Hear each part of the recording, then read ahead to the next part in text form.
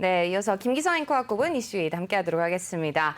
첫 번째 이슈는요, 베트남이 코로나 확산으로 봉쇄령을 내렸다고요? 네, 그렇습니다. 베트남의 봉쇄령이 관심을 끄는 이유가 뭔가 하면은 지금 현재 전 세계적으로 경기가 회복되는 가운데서도 말하자면 둔화되는 것 아니냐 하는 그런 걱정이 있지 않습니까? 네. 그런데 베트남이 대표적인 세계 공장이다 이렇게 봐도 틀림이 없습니다. 그런데 베트남의 이 델타 변이가 확산이 되면서 호치민시 같은 경우에 23일 그러니까 어제부터죠. 어제부터 전면 통행 금지령을 내렸습니다. 당초에는 식료품을 사러 가거나 의료품을 사러 갈 경우에는 통행을 허용하는 그런 쪽의 봉쇄 조치가 내려지지 않겠느냐 이렇게 예상을 했습니다마는 델타 변이가 굉장히 확산이 되면서 하루 신규 확진자가 3,000명을 넘었다 그럽니다. 그랬더니 이렇게 극단적인 조치를 내린 걸로 이렇게 발표가 되고 있습니다. 그래서 베트남 정부는 봉쇄 기간 동안에 군 병력을 동원을 해서 음식을 배달을 해주고 그리고 또 방역 조치를 강화하겠다 이렇게 밝히고 있습니다. 네, 뭐 삼성전자도 긴장을 하고 있다는 얘기가 나오고 있더라고요. 네, 그렇습니다. 그러니까 삼성전자 호찌민 공장 같은 경우에 TV 공장으로 따져서는 세계에서 두 번째고 가전제품 생산으로는 세 번째 해당되는 굉장히 큰 규모의 공장을 가지고 있습니다. 그래서 일단 이 봉쇄령 있기 전부터 직원들을 갖다가 공장에서 먹고 자게 숙박시설을 만들어서 지금 운영을 하고 있거든요. 그럼에도 불구하고 현재 공장 가동률이 30% 정도밖에 안 되는 걸로 이렇게 나타나고 있습니다. 여기에다가 사실 삼성의 베트남 그러면 제일 걱정 중에 하나가 스마트폰입니다. 네. 그런데 스마트폰은 호치민 공장에서 만드는 게 아니고 호치민은 베트남의 남부고 그러니까 베트남의 북부에 해당하는 박린성 쪽에서 스마트폰을 만들고 있습니다. 지금 현재 그쪽은 상당히 그 코로나 확진자가 많이 나오다가 지금 조금 수그러든 그런 상황인데 만약에 그쪽에까지 문제가 미치게 된다면은 좀 사태가 커지지 않겠느냐. 더군다나 앞에서 우리 폴드폰 얘기를 했지 않습니까?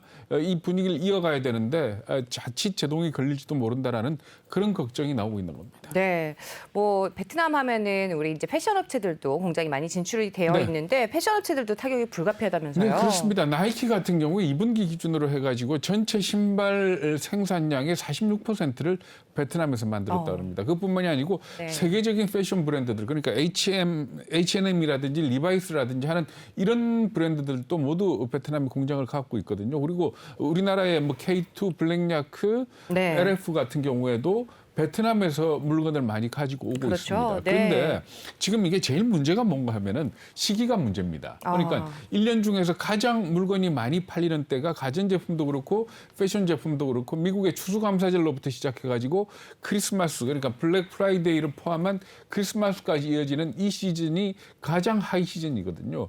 그런데 그 길 대비하기 위해서는 지금 물건을 미리 만들어서 재고를 쌓아놔야 됩니다. 네. 그런데 지금 현재 베트남 이렇게 델타 변이 때문에 공장 가동률이 떨어져 있다면은 나중에 가가지고 막상 주문이 밀려 들어올 적에 그 주문을 충당을 못하거나 아니면은 가격이 올라가는 그런 결과가 나올 수 있지 않습니까? 이렇게 되면은 결과적으로 경제 성장이 둔화되고 물가가 올라가는 그런 현상이 빚어지지 않겠느냐 하는 그런 걱정들을 하고 있는 겁니다. 네, 첫 번째 이슈 알아봤습니다. 베트남에 대한 소식 전해드렸고요. 이어서 두 번째 이슈도 확인해 볼 텐데 두 번째 이슈는 바로 중국 소식입니다.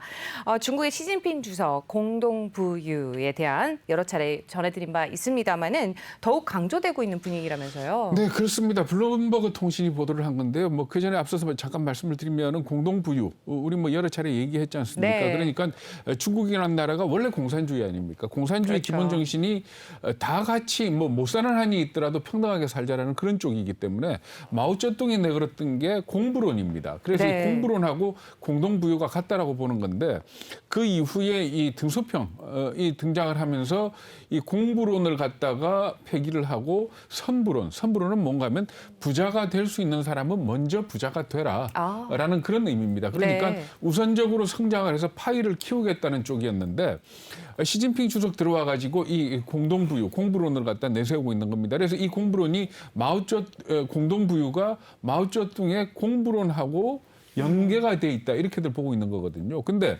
사실 시진핑 주석이 금년 들어서 갑자기 공동부유를 갖다 꺼내든 게 아니고 취임 초기부터 이 얘기를 했다 그럽니다. 그러니까 블룸버그가 분석을 한 걸 보면은 취임 첫 해 그러니까 2012년에 공동부유라는 말을 5번을 했고 그리고 두 번째 임기를 앞둔 2012년에 16번을 얘기를 했다 그럽니다. 네. 그리고 2020년에는 그러다가 30회로 늘어났는데 올해 들어서는 작년 전체가 30회인데 올해는 지금까지 65번 공동부유를 얘기를 했다 이렇게 얘기를 하고 있거든요.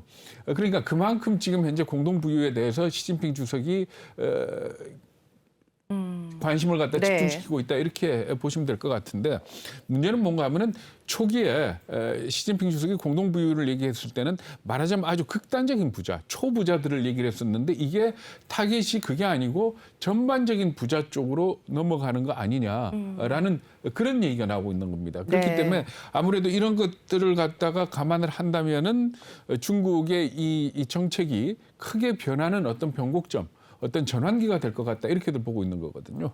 네, 뭐 중국의 빈부격차는 어느 정도 되나요? 네, 사실 중국의 빈부격차와 관련된 통계 자료가 정확하게 나온 건 없습니다. 나왔다 하더라도 그걸 믿을만 하냐라는 그런 의심들이 의문이 있죠. 들고요. 그래서 네.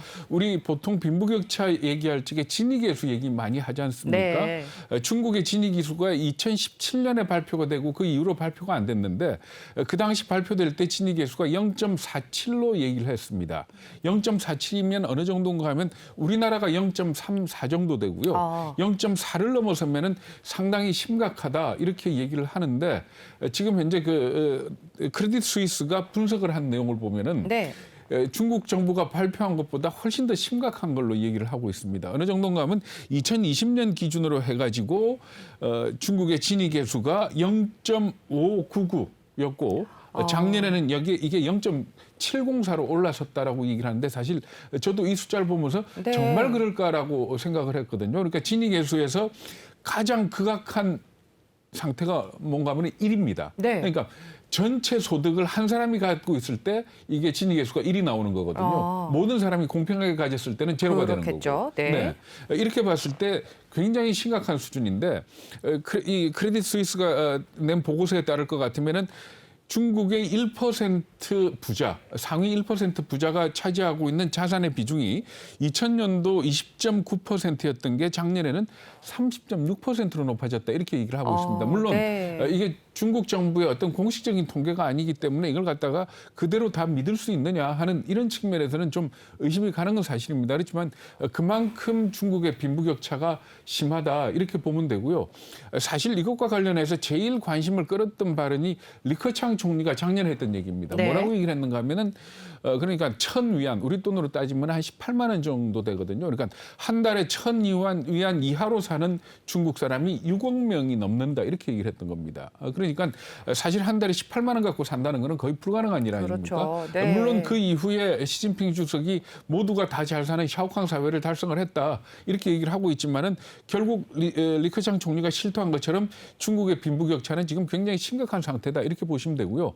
그렇기 때문에 시진핑 주석이 3기 집권을 위해서 결국 이 공동부유 네. 공동부유를 우리 쪽으로 따져서 얘기한다면 빈부격차 해소 네. 뭐 이렇게 받아들여도 크게 다르지 않을 것 같습니다. 그러니까 그런 쪽에 지금 신경을 집중하고 있는 것 아닌가 이렇게들 보고 있는 겁니다. 네, 지금 뭐 이런 분위기 속에서 또 빅테크 기업들의 기부금이 또 크게 늘어나고 있다는 소식도 있더라고요. 네, 그렇습니다. 그러니까 이 시진핑 주석이 공동부유를 주창을 하면서 그렇다면 중국 정부의 정책이 과연 어느 쪽으로 가겠느냐 하는 쪽에 대해서 외신들이 많이들 지금 현재 뭐 예상을 하고 분석을 하는데 대략 한 3가지 정도로 나눠집니다. 그러니까 네. 첫 번째가 뭔가 하면은 소득 격차를 줄이기 위해서 최저임금 같은 부분에 대해서 정책적인 집중을 할 것이다. 네. 그리고 또 두 번째는 세금이라든지 사회 보장 제도를 가지고 손을 대지 않겠느냐 이렇게 예상을 하고 있고요. 그리고 마지막으로 세 번째는 아마 부유층에 대해서 기업의 자발적인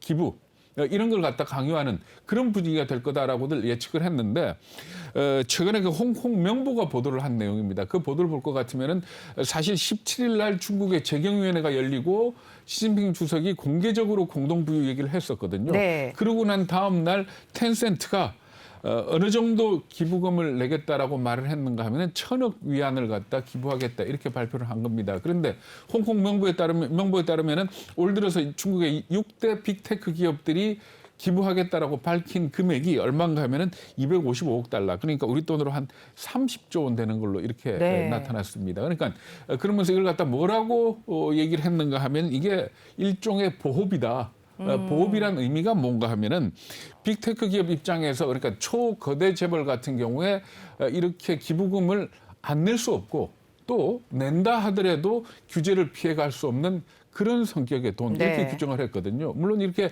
큰 빅테크 기업에 대한 규제도 있지만은 부자들에 대한 감시의 눈초리 내지는 부자들에 대한 세금 강화 이런 걸 예상해서 그런지 중국 부자들이 지금 세계 시장을 흔드는 것 중에 제일 대표적인 게 명품입니다. 네, 그렇죠. 그러니까 뭐 루이비통이나 에르메스나 이런 것들을 사는 가장 큰 손이 중국 사람들이거든요. 그래가지고 최근에 유럽에 있는 그 명품 기업들의 주가가 크게 떨어진 것도 이 시진핑 주석의 공동부유 정책 때문이다라는 그런 분석까지 나오고 있습니다.